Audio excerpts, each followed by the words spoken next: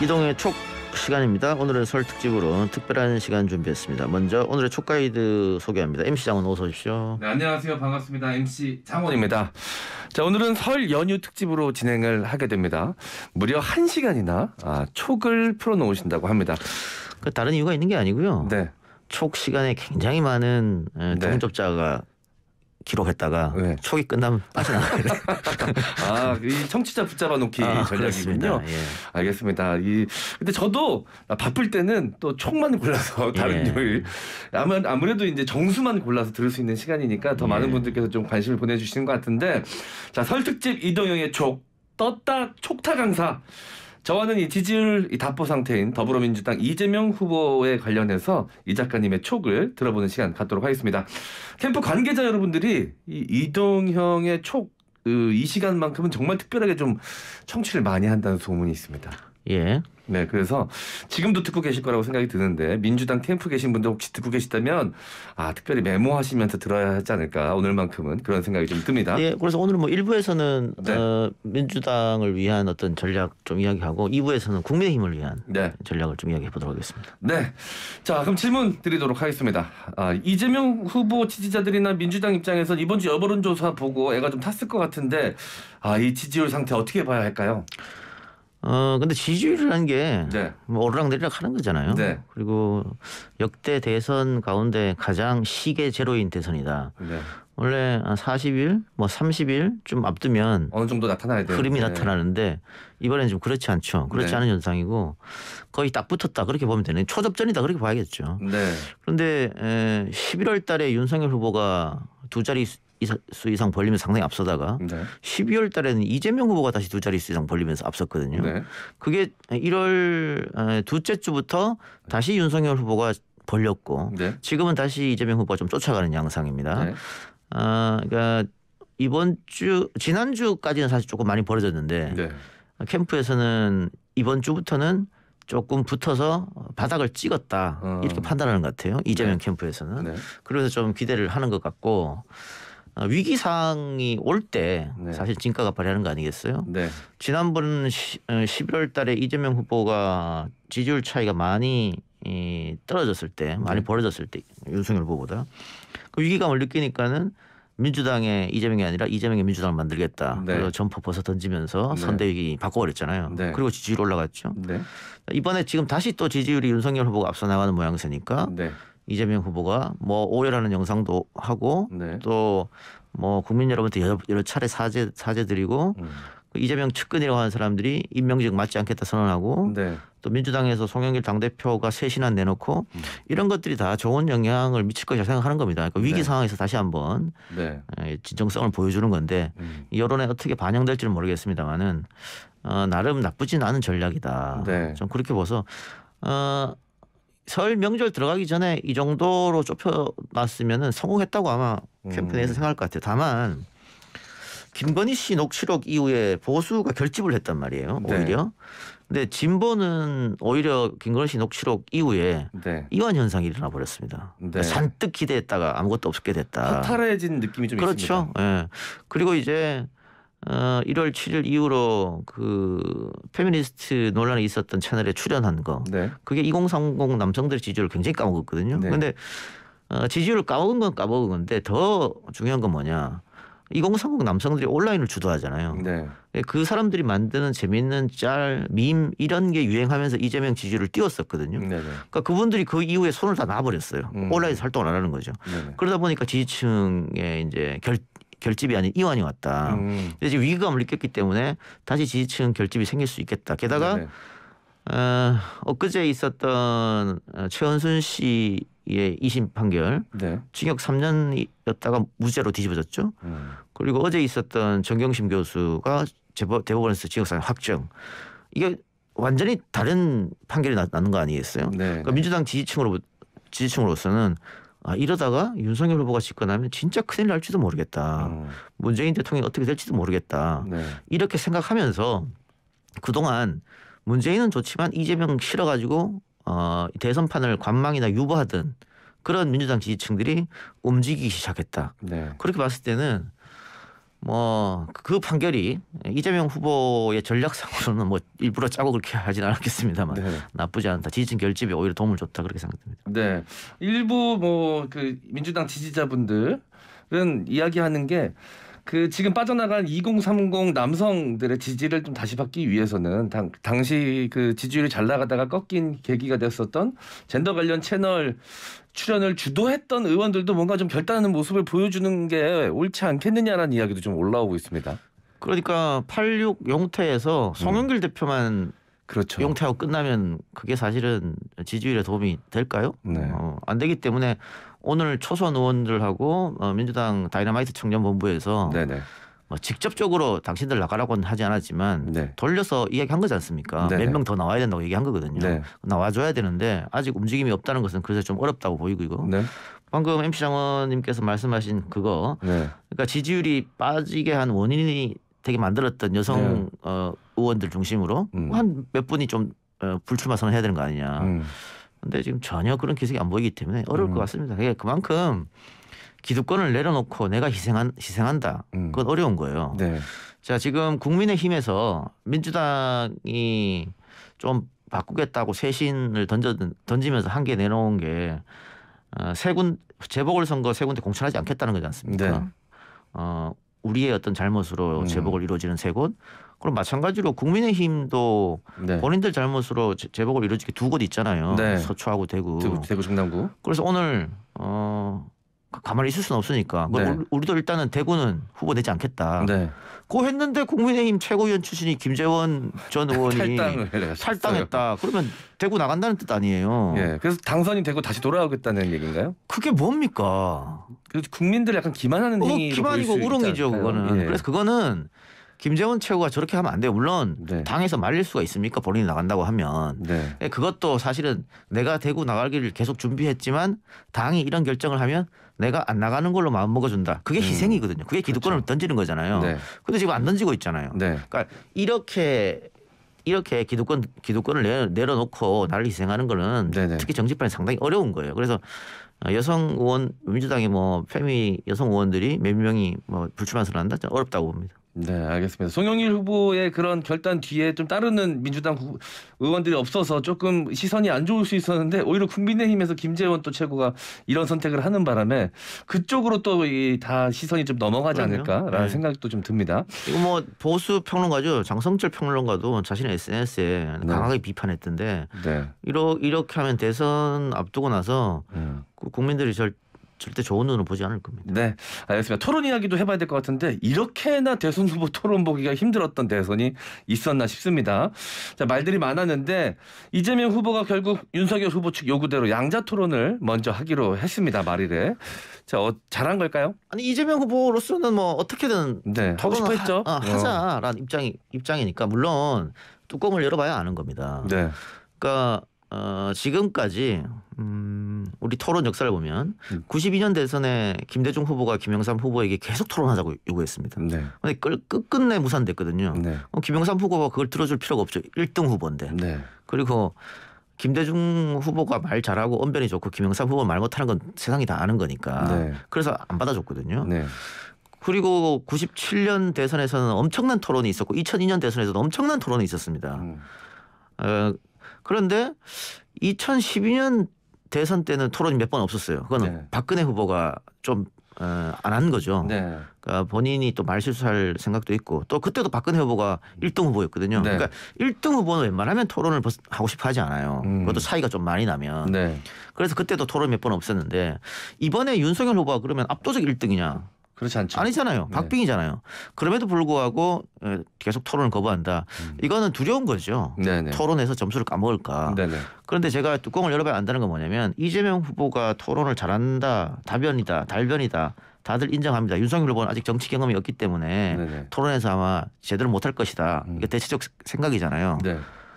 그러나 토론장에서는 어떤 일이 벌어질지 몰라요. 그렇죠. 예를 들면 지난 2012년 대선 때 문재인, 이정희, 박근혜 이렇게 3명 토론했기 때문에 박근혜 후보는 2대1 싸움이었잖아요. 그런데 이정희 후보가 나는 박근혜 떨어뜨리기 위해서 대선 나왔다. 그 한마디로 역풍 불어서 오히려 박근혜 후보가 더 많은 점수를 갖고 갔어요. 그렇죠. 그런 일이 벌어집니다. 그러니까 이재명 후보가 예를 들면 윤석열 후보를 계속 압박하고 혼자 말하고 이게 나중에는 뭐 동정심이 불 수도 있고 태도 문제가 불거질 수도 있어요. 네네. 예전 미국 대선에 엘고하고 부시가 붙었을 때 엘고가 훨씬 말 잘하고 훨씬 똑똑함을 보여줬죠. 그러나 결국은 토론 끝나고 나서 부시가 더 박수를 더 많이 받았단 말이에요. 그래서 그런 경청하는 자세도 필요한데 과연 이재명 후보가 그걸 할 수 있을까. 그런데 국민의힘도 애써 이렇게 외면할 필요 없어요. 네네. 생각해보니까 힐러리도 그랬고 토론 잘한다고 꼭 당선으로 이어지는 건 아니었네요. 예. 오히려 좀 너른 마음으로 좀 이렇게 눈높이를 맞추면서 부드럽게 좀 진행을 하는 것도 하나의 방법일 수 있겠다. 이재명 후보 이미지 쇄신 측면에서도. 그래서 이번 지금 일부는 뭐 민주당 쪽에 조금 좋은 이야기를 하는 순서니까 이재명 후보는 지금까지 했던 토론 방식을 윤석열 후보하고 1대1 토론에 그대로 하면 안 됩니다. 이번 토론에서는 본인의 말을 많이 줄여야 돼요. 많이 줄이고 듣는 걸 많이 하고 윤석열 후보가 말을 많이 하게끔 만들어야 됩니다. 말을 많이 하면은 실수할 수 있거든요. 그러니까 윤석열 후보의 실수를 유도해야 되는 거예요. 근데 지금 윤석열 후보가 지금 꽤 많은 준비를 하고 있지 않습니까? 경선 때와는 다르게 굉장히 오랫동안 준비를 하고 있다고 하니까 뭐 정책이나 이런 부분에 있어서 공약이나 이런 부분에 있어서는 경선 때처럼 그런 모습은 보이지 않을 거예요. 다만 돌발적인 질문에 나올 수가 있단 말이에요. 예를 들면 청약 통장 이런 건 사실 돌발이었잖아요. 그런 것들이 문제가 될 수 있기 때문에 이재명 후보는 좀 말을 줄이는 게 필요하다. 알겠습니다. 자, 이재명 후보 이 공약 관련해서도 이야기를 해봐야 될 것 같은데 특히 수도권 부동산 민심을 겨냥한 LTV 90% 주택담보대출 비율을 90%까지 확대하겠다 공약이 좀 눈길이 가더라고요. 그런데 이게 좀 관심을 못 받고 있습니다. 311만 호 주택 공급 같은 경우는 좀 앞세우다 보니까 많이 알고 계시는데 LTV 90%는 좀 알려지지가 않는 듯한 분위기인데 홍보가 필요하다라는 생각이 듭니다. 어떻게 보십니까? 지금 그 이재명 표 부동산 공약 이게 왜 중요하냐면 서울 민심은 결국은 부동산 때문에 이렇게 됐다. 뭐 대다수 전문가들이 진단하는 거잖아요. 그래서 이재명은 문재인 정부랑 다르다. 어쨌든 문재인 정부가 부동산 실패했다는 거니까 그래서 차별화를 두는 건데 그래서 문재인 정부에서 공급 정책을 많이 하지 않았으니까 이재명은 기존에 했던 250만 원 플러스 250만 원 플러스 60여만 원 더해서 311만 원 공급. 그래서 이렇게 얘기하고 기사 제목도 311만 원 공급이 다 앞에 나왔어요. 근데 이렇게 하면 뭐 다른 후보들은 공급 정책 안 합니까? 다 똑같이 윤석열 후보, 안철수 심상 다 공급 정책합니다. 게다가 이 숫자마저도 좀 비슷합니다. 그러니까 이게 이재명만의 독특한 공급 정책이라고 볼 수 없어요. 게다가 311만 원 공급이 대통령에서 5년 안에 다 할 수 있는 겁니까? 아니면 내년에 바로 될 수 있는 겁니까? 불가능한 거거든요. 이게 장기간으로 걸리는 거예요. 이렇게 장기간에 완성되는 공약이나 정책은 국민들 귀에 안 들어옵니다. 남의 나라 이야기지 뭐 310. 아니 500만 원, 1000만 원 다 남의 나라 얘기예요. 귀에 안 들어와요. 그런데 딱 귀에 들어오는 거 지금 내 앞에 닥친 거 그거 뭐냐면 대출이거든요. 그렇죠. 대출 때문에 지금 청약에 당첨돼도 1차, 2차, 3차에 중간 납부, 마지막 납부 해야 되는데 대출 때문에 그거 못하는 분들도 있잖아요. 그런 분들도 생기고 지금은 내가 집은 안 사지만 조만간 미래 혹은 먼 미래에 집을 사야겠다고 생각하는 사람들 어떻게 삽니까? 결국은 대출을 내야 살 수 있단 말이에요. 근데 지금 문재인 정부에서 대출을 꽉 묶어놨지 않습니까? 이해는 하죠. 가계부채가 지금 폭발 직전이고 또 금리가 지금 계속해서 올라가야 되는 상황인 것 뻔히 알기 때문에 그래서 금리를 이렇게 대출 묶어놓은 건 이해는 합니다만 대통령 선거를 앞두고 이렇게 LTV 90%까지 확대하겠다. 그것도 최초 주택 구입자에게. 이건 굉장히 먹히는 정책이다. 그래서 오히려 이걸 앞에 냈어야 된다. 311만 원을 앞에 내세우는 게 아니고. 그래서 홍보팀이나 공보팀에서도 LTV 90%를 앞서야 된다는 거예요. 그러니까 이게 당장 실수요자한테도 플러스 알파가 되고 실수요자는 아니지만 먼 미래에 내가 집을 산다고 생각하는 2030들한테도 도움되는 정책이다. 근데 이걸 뒤쪽으로 빼놨기 때문에 보이지 않는 거예요. 알겠습니다. 그 탈모 건보 적용 공약이 굉장히 큰 화제가 됐는데 그 이후로 이제 이것만한 파급력을 가진 공약이 안 나오고 있는 상태였습니다. 그런데 저는 개인적으로 어제 발표한 주 4.5일제 노동 공약 이건 좀 관심이 많이 가더라고요. 많은 노동자분들이 듣고 좀 이건 반응을 보일 수 있을 것 같은 공약인데 어떻게 보십니까? 근데 이거는 주 5일제 처음 할 때 한번 생각해 보시기 바랍니다. 그때도 반향이 컸죠. 반대도 많았고. 주 5일제 한다 그랬을 때 모든 국민들이 찬성할 것 같죠. 반대하는 사람 상당히 많아요. 지금이야 주 5일제가 당연한 거고 뭐 박수 치는 거지만 그때는 나라 망할 것처럼 이야기했단 말이에요. 네. 주 5일제 하면 다 망한다. 네. 그러니까 주 4.5일제도 노동자들 다 박수 칠 것 같지만 꼭 그렇지는 않아요. 또 그 근무하는 시간이 줄어들면 그게 또 임금이 줄어드는 걸로 연결되시는 분들 그렇죠. 입장에서는 줄어드는 게 마냥 좋지 않을 수도 있겠죠. 근데 오히려 엊그제 발표한 건가요? 뭐 네. 이태원 클래스법이라고 해가지고 네. 촉법소년 관련. 촉법소년 연령 하향하고 네. 이태원 클래스법 뭐 이제 쌍방 처벌이죠. 네. 속인 미성년자를 더 처벌하겠다. 네. 그리고 업주는 처벌하지 않겠다. 이런 건 자영업자한테 굉장히 박수받을 만한 거잖아요. 네. 그리고 촉법 연령 하향 문제는 오랫동안 시끄러웠어요. 그래서 진보 진영에서 던지기는 좀 애매한. 당장 정의당에서 이재명 후보 보고 이거 공약 철회하라고 그러지 않습니까? 그런데 네. 이거는 모든 국민들이 반기하는 그런 공약이에요. 네. 나쁘지 않아요. 다만 네. 다른 안철수 후보하고 윤석열 후보도 같은 공약을 냈기 때문에 네네. 차별화되지는 않는다. 그래서 촉법과 이태원 클래스 같이 이제 발표한 거잖아요. 네. 이건 나쁘지 않다. 왜냐하면 여러 가지 지금 이재명 후보 지지율이 박스권에 갇혀 있는 게 여러 가지 이유가 있는데 네. 중요한 이유 하나가 자영업자들입니다. 네. 자영업자들이 너무 힘들어하거든요. 네. 거기다가 이제 계속 2주 연장하다 최근에 3주 연장을 했잖아요. 네. 또 엊그제는 삭발식까지 했고 네.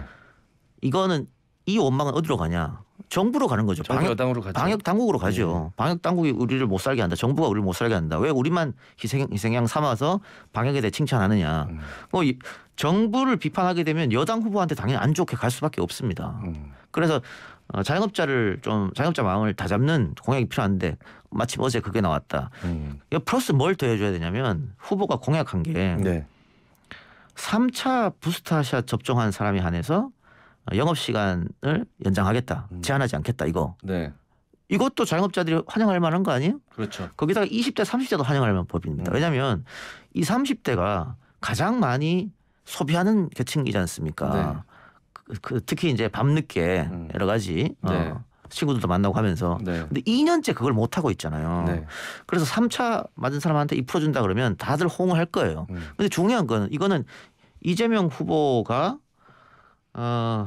공약은 했습니다만 공약했다고 이루어지는 건 아니에요. 이거는 방역 당국과 정부가 움직여줘야 되는 거예요. 네네. 근데 사실은 뭐 중립을 지켜야 되는 상황에서 무조건 뭐 여당 후보가 낸다고 그걸 들어주는 건 말이 안 되는 겁니다만 네.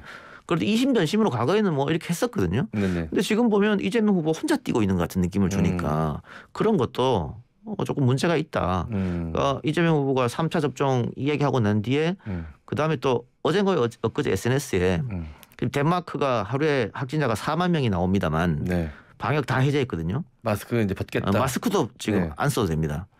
그러니까 그 기사를 공유하면서 우리도 이제 전환이 필요하다라고 했지 않습니까? 네. 뭐 그런 것들도 자영업자 마음을 한번 달래는 그런 게 필요하다고 생각해서 한 것 같아요. 네. 그러면 이건 뭐 방역 당국에도 한번 생각해 볼 문제가 아닌가 싶습니다. 재난지원금 이야기는 이제는 좀 이야기하기에 좀 시기가 많이 촉박하겠죠?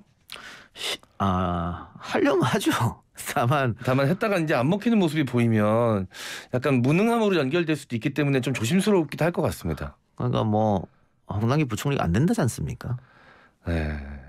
이제 그래서 이재명 후보가 더 이상 고집을 피울 수가 없죠. 주장을 할 수가 없죠. 주장했다가 MC 장관 말씀 또 안 되면 뭐 이재명도 안 되네 이렇게 되잖아요. 네. 원래 슬로건이 이재명은 합니다였는데 네. 그렇기 때문에 어려울 거예요. 제가 또 자영업을 했기 때문에 주변에 자영업 하시는 분들이 많은데 가장 좀 효능감을 느꼈던 게 1차 재난지원금 때라는 얘기를 많이 하셔서 예. 좀 아쉬움에 질문 드려봤습니다. 이재명 후보, 김동연 후보와 정책 토론하기로 했다는데요. 여러 가지를 좀 고려한 전략적 선택이라는 생각이 듭니다. 이거는 호재로 작용할 수 있을까요? 나쁘지 않습니다. 네. 그리고 김동연 후보하고 토론할 때 네거티브 토론 아마 안 할 거예요. 대장동이나 네. 이런 얘기를 안 할 겁니다. 네. 그러면 정책 토론만 할 거거든요. 특히 어느 분야에 경제 분야에. 네. 그러니까 김동연 후보가 경제통이니까 이재명 후보는 그 김동연 후보랑 정책 경제 토론을 하면서 이재명 이만큼 많이 안다. 네. 이만큼 미래 비전이 있다. 이만큼 많이 갖추어져 있는 후보다. 이런 걸 대신 알려주고 싶은 거예요. 네. 그러면서 김동연 후보도 한번 또 띄우는 거죠. 김동연 후보가 지금 너무 지지율이 안 나오거든요. 네. 그렇게 하면서 두 사람 다 이건 윈윈 전략이다. 그러니까 지난번에 이재명 후보가 3프로 TV 출연해서 굉장히 많은 호응과 박수와 지지를 받았지 않습니까? 네. 그런 다른 게 없어요. 이런 주식 분야, 경제 분야까지 이재명이 알고 있구나 이런 거였거든요. 네. 그러니까 이번에도 그런 아마 그만큼의 반응은 아니더라도 네. 나쁘지 않은 선택이었다고 생각합니다. 네, 김종인 전 위원장도 지금 만날 수도 있을 것 같은 분위기가 형성이 되고 있는데 이건 어떻게 보십니까? 만나야죠. 그런데 김종인 전 총괄 선대 본부장만 만나서 되는 건 아니고 릴레이로 네. 만날 필요가 있다. 아. 무슨 말씀이냐면 지금 그 이준석 대표가 뭐 세대 포이론해서 네. 60대 이상과 2030을 우리 편으로 만들고 405를 묶자 이거잖아요. 네. 근데 요 최근에 들어서 지지율을 한번 보시기 바랍니다. 60대에서 네. 이재명 지지율이 상승세예요. 맞아요. 네. 그렇기 때문에 이쪽을 더 흔들어야 됩니다. 네. 그게 뭐냐? 김종인 이외에 여기서 누구라고 말씀 못 드립니다만 또 다른 그러니까 60대 이상의 중도 보수들이 좋아할 만한 인사들이 있습니다. 네. 그 사람들을 차례로 만나서 여러 가지 안을 듣고 경제적으로 또 다른 정책적으로 도움을 받았다. 그러니까 훌륭한 고견이었다. 네네. 좋은 만남이었다. 네. 보람찬 토론이었다. 이런 것들이 기사로 나간다면 밖으로 60대가 흔들릴 수 있다. 당연히 만나야 된다. 그렇게 생각합니다. 네, 알겠습니다. 자, 1부 이동형의 초 여기까지 마무리하겠습니다. 지금까지 초까지 MC 장관과 함께했습니다. 수고했습니다. 감사합니다.